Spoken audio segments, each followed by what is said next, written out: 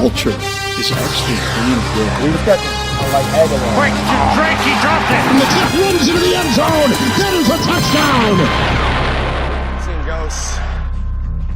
It's very rare that I can say that Phillip Rivers cost the Chargers a game. Normally I can use the crutch of awful special teams play or a miscue here and there, but today there was no such luck. Phillip Rivers was god-awful. He was overthrowing everyone in sight. He was desperate to be the hero when in reality he was the liability. Oakland is the kind of hungry team that will capitalize on such transgressions. They may have significant flaws that will prevent them from being great, but by God are they feisty. If we wanted to be technical, Rivers should have had 4 or 5 picks on the day. He was abhorrent. Even then, the Chargers were still trying to cling on to dear life. The Rivers giveth with a long drive to take the lead, but the Raiders need a final send-off to their last primetime game in the black hole. They're down in a long one. Jacobs back in the game. The rookie for the touchdown. Oakland may miss the extra point, but the Chargers are fine with being in the painfully underachieving category. Like most other crucial games, they shit the bed and lose by a score.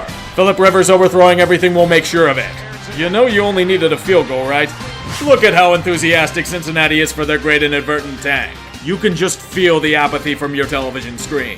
This was not emulated by their opponent in the Ravens. They saw a kid in a wheelchair and pushed him down a steep hill, off a cliff into a holler. The Bungles were as expectedly bad as first thought, particularly with generic Madden-generated player Ryan Finley getting his first career start. With that announcement, the Bungles defense just fucked off into a mental fog. Lamar Jackson used them as practice for real teams. A perfect passer rating is his reward for a strong game.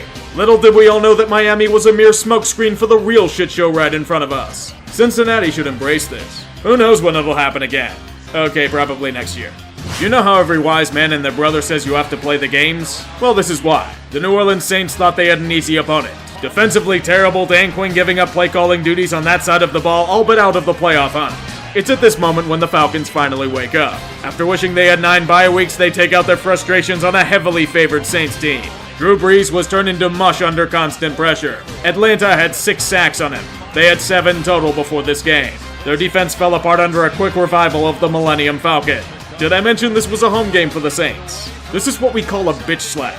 Congratulations, Falcons, you played up to your potential. It's far too late to make an impact and does nothing but give you a worse draft position, but it's something. Now Dan Quinn gets job security and will probably result in a winning streak. Everybody loses today. You know what's better than a tank bowl? A MetLife tank bowl.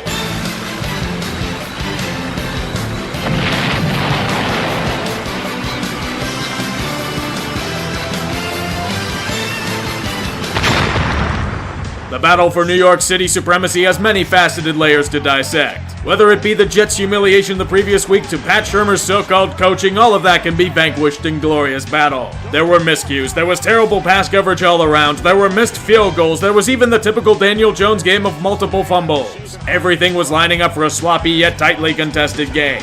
This looks like a job for Saquon. Watch him run for 1 yard on 13 carries, and then gets injured. This looks like a Jets victory by default, and that's saying something. They capitalized on a few Giants fuck-ups and pretend that Adam Gase is a decent coach. For the G-men, John Mara's rich man pissed and ready to vent his frustrations in a cigar bar after 6 straight losses. I would too if my team kept folding on the final drive.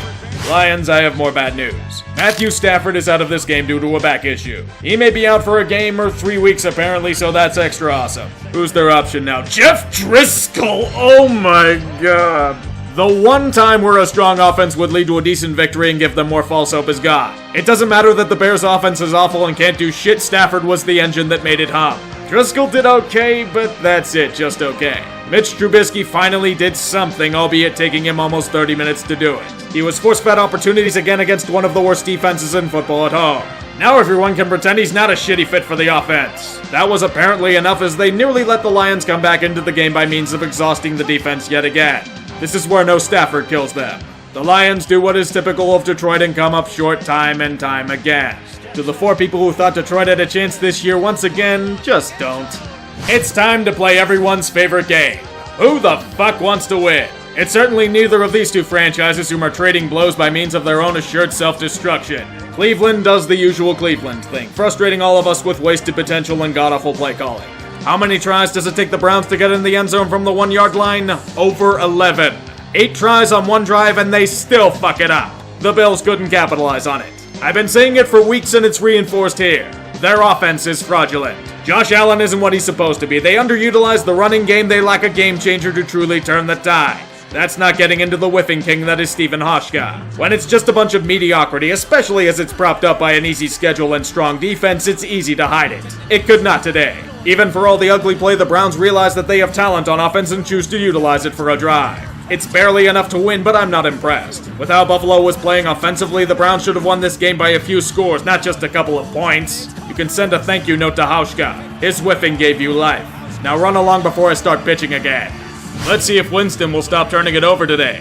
Well, this is going to be harder than it looks. If there's any benefit to Jameis having a mistake-filled day, he can at least gash the Cardinals for yardage. They're built like a Big 12 team, which means that they come with a stereotypically shitty defense as a compliment. For both teams.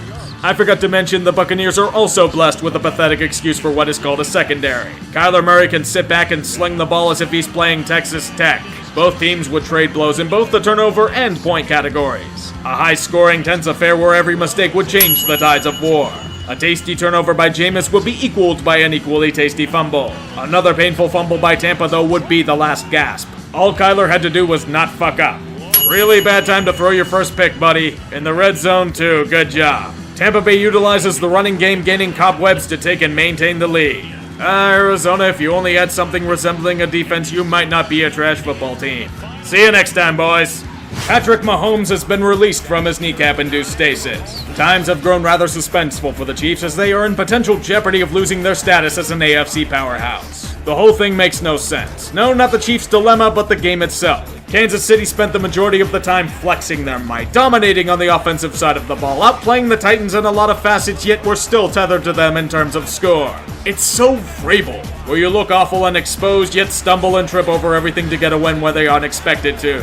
It doesn't matter the bad defense the Chiefs still have. If McCall Hardman can keep blazing, they will win. Hell, Vrabel decided to be a fucking dumbass again and go for it on a 4th and 17 in his territory. Kansas City had a win being given to them. And just like that, the snap is botched and it's thrown away because why not make life harder? You would think Ryan Tannehill couldn't do shit, but this is the Chiefs' defense, you know. He leads them to a touchdown and the lead in 4 plays. It's okay though, Chiefs. High-end talent will bail out your terrible defense yet again. For overtime. Butker's kick is blocked. Here marks the yearly "how the fuck did the Titans win this game" moment. As I said, a vintage Vrabeling of a game. Now the Raiders are a half game back of the division lead, just as we had all foreseen. God, Indy, you are fucking pathetic, you know that? Don't lecture me about the injuries, I want to hear nothing. All I want to know is one question. How the fuck do you lose to the Miami Dolphins? You do realize this team is actively trying to suck, right? Maybe they should try to trade for Brian Hoyer since he was absolute trash and gave the game away on a silver platter. Against a college-level defense missing their best player. Just like last week, the Colts gifted their opponent precious points when they couldn't afford to. Was Jacoby Brissett that vital to the team? Why not utilize Marlon Mack more? It's not like you had a decent quarterback in there. How else could you justify that many passing plays? Even with the game still in grasp because, well, Miami, they still fuck it up. 4 straight passing plays in the red zone and they can't kick a field goal because, what a shocker, Vinatieri missed another fucking extra point. It's this game in a nutshell. A train wreck in disguise is karma. Maybe you can hang a banner of a destroyed tank in honor of this showing. Remember this one if you missed the playoffs. Hallowed be thee that traversed to Lambeau to face the might of the Green Bay Packers. Let the cold and snow send shivers down anyone's spine as fuck this, I don't want to spend that long over dramatizing shit. You know the drill by now, boys. The referees will do everything in their power to give Aaron Rodgers every conceivable advantage. Aaron Jones will pummel opposing defenses into submission. Christian McCaffrey will do the same thing on the other side. Despite Carolina holding tough in these conditions, Green Bay continually keeps a distance between them. This is in spite of their desires to not take the points and force a predictable running play for the final play of the first half. You'd think that the Packers would keep the foot on the gas with a 14-point lead, considering certain other games that came down to the wire, but nope. Carolina would slowly ease their way back into the affair. Down by 8, the Panthers would methodically push down the field. With time dwindling, they make their last charge. 18th play of this drive, and they do run it. And they do not get it. The Packers escape their own easing of pressure. Carolina was good, but just not good enough. Too bad. A crucial test for the Black and Gold Brigade awaits. Oh, Jesus Christ, this shit already. At home, they go up against one of the most ballyhooed offensive geniuses of the game in Sean McVay and the Los Angeles Rams. Despite the frequently stalling offense and clone Dante Moncrief's receivers, they have the perfect antidote. For those of you paying attention to them, the Steelers' defense has revived from being their greatest liability to a return of the steel curtain. Nothing gets past them, particularly overhyped offenses. Imagine thinking that an average QB like Jared Goff is the answer and throwing over $100 million guaranteed at him. Kirk Cousins, you're off the hook for biggest whipping boy in the NFL. He did next to nothing to help the Rams get past the Steelers' defense. LA's defense was dominant and putting points on the board. They did more in that category than the offense. Even then, uneasiness filled the air. Pittsburgh was giving them too many chances. Our new savior Minkah Fitzpatrick can only do so much. The defense would have to bend, we thought. They didn't. Those bastards held their own. At least for now. They still have another drive. Please don't let me be broken again. Pressure coming. Throw knocked away and intercepted. It's another Steeler takeaway. Oh my god, this defense is legit. This team is likable? What the fuck am I feeling? The Steelers have a shot? Holy shit, inject this optimism right into my goddamn veins right fucking now. Welcome to Jerry Jones's ego, where the kindling of Jason Garrett will soon be the main course for millions of scorned Cowboys fans everywhere. The Vikings would surely be a tough test, but Dallas didn't do anything to make themselves convincing. Maybe it was the predictably awful start for a team that has known nothing but awful starts. Perhaps it's Dak Prescott tearing the defense apart, but Zeke was only feeding off nothing but being stuffed at the line of scrimmage. But it was probably the fact that the Cowboys had plenty of opportunities to take this game for themselves, but refused to do so. The main example is in their second to last drive. They were torching the Vikings in the passing game. They had made it to the red zone. What do? 2 straight running plays up the fucking middle, when Elliott had no momentum. The Vikings defense had zoned in on the run. I figured you'd have realized that within the first quarter. Thus, Dallas loses and Jerry Boy is about to choke a bitch. Minnesota, here is your statement win. It comes with the honor of having us laugh at the Cowboys. I love it when games hyped to be good turn out to be so. In fact, this game was as advertised and then some. 2 teams gunning for NFC West supremacy meeting up in a stadium filled with unrelenting optimism. Despite San Francisco jumping out to a decent lead, Seattle had an effective counterpunch. Both defenses came out to play. Huge turnovers and scores were the key to both teams in their attack. Think of it like watching Mayweather versus Pacquiao, but set 15 years earlier and not done solely as an uninspired cash grab. 4 quarters of full exertion, no holds barred football. With the game tied at 21 deep into the 4th, Seattle has their eyes set on sending this crowd home miserable. A clutch field goal by Jason Myers would do that. That is until the Niners made their own rush and Chase McLaughlin countered. Overtime was the reward from the football gods. Last time Seattle had the ball first, they charged down the field to score. They did this, but then Russell Wilson threw a rare interception. San Francisco had the win within their grasp, pushing and pushing to win. And then McLaughlin shanks the kick. Woof. With the threat of a tie looming, the Seahawks used Wilson to his advantage. A chance at assertion was ready for the taking. Now all they would need is a non-shanked kick. A perfect climax to an excellent game. If we can get this kind of matchup in the playoffs, that'd be great. As for that sound you're hearing, the 72 Dolphins get their one day of relevance. The last undefeated team has been vanquished. The Miami team will enjoy a banquet catered by the Hilton in a few weeks. The gods always demand sacrifice. Let us lament those we have lost this week.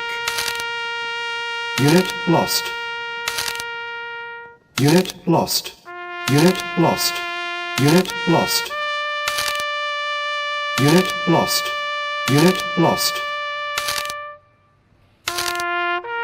Unit lost. Unit lost. Unit lost.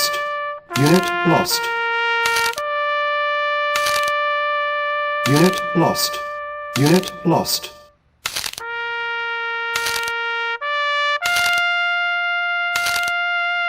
Unit lost. May the fallen be blessed in the football afterlife. Amen.